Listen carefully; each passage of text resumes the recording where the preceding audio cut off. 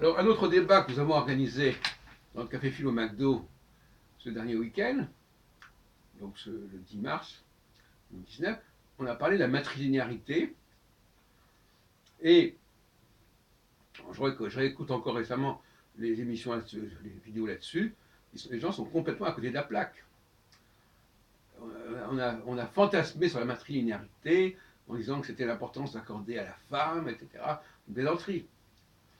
Au contraire, la matrilinéarité dit exactement l'inverse. On sait d'ailleurs que le judaïsme punit très sévèrement la femme adultère, beaucoup plus sévèrement que l'homme adultère. Dans le cas de l'homme adultère, la seule pénalité, c'est qu'on ne reconnaît pas ses enfants, ces bâtards. Ce sont eux qui sont punis, ce n'est pas le père, c'est les enfants qui sont punis. Dans le cas où c'est la femme qui tromperait son mari et qui aurait des enfants dans le cas de la famille avec un autre homme, alors là, ce serait gravissime. Donc c'est bien l'institution familiale qui est en jeu. La maternité, c'est surtout empêcher les enfants qui ne sont pas nés dans le mariage, donc des enfants adultérins, d'avoir des prétentions à l'héritage ou au statut, etc. Voilà, c'est tout ce que ça veut dire.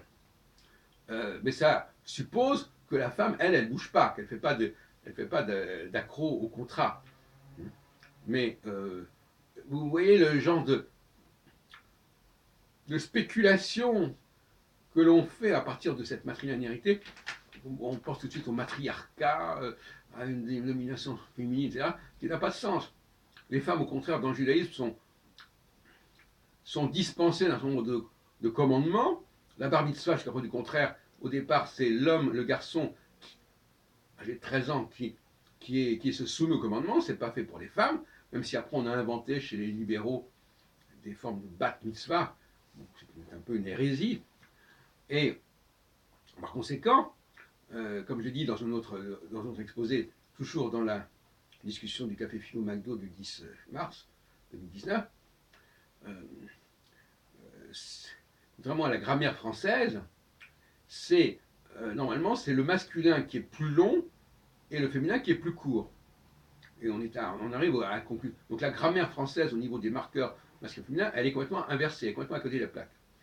Je renvoie à ce que j'ai dit. Par exemple, en hébreu, eh bien, par exemple, quand en hébreu c'est très compliqué aussi, mais quand on dit Baruch Ata Adonai, Ata, c'est un masculin.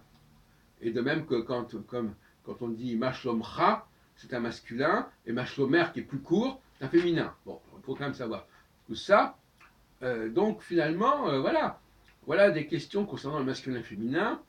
Alors, j'ai entendu encore à la radio tout à l'heure, ou je ne sais pas quoi, ou à la télévision, quelqu'un qui disait oui, mais les femmes, ceci, les femmes cela,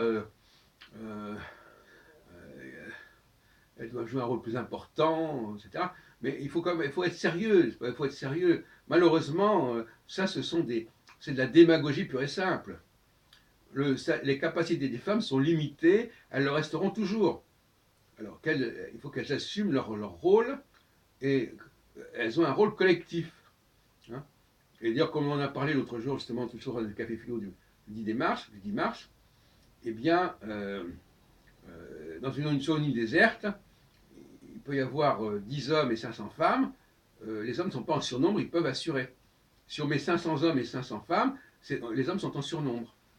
De même qu'en Israël, c'est encore une notion qu'on a débattue dans notre Café Philo McDo, la notion de surnombre. En Israël, il y a beaucoup trop de juifs par rapport à une population non juive qui est discréditée, qui est marginalisée. Donc ça ne marche pas du tout. En France, les juifs, ils peuvent jouer leur rôle. Ils sont entourés de chrétiens qui sont parfaitement chez eux. Là, les juifs peuvent pouvoir donner le maximum d'eux-mêmes. En Israël, un juif ne peut pas donner le maximum d'eux-mêmes. Il y a trop de juifs. C'est aussi simple que ça. Voilà, donc il y a des vérités qu'on dit dans nos cafés Philo McDo, qui, à mon avis, sont assez bienvenues.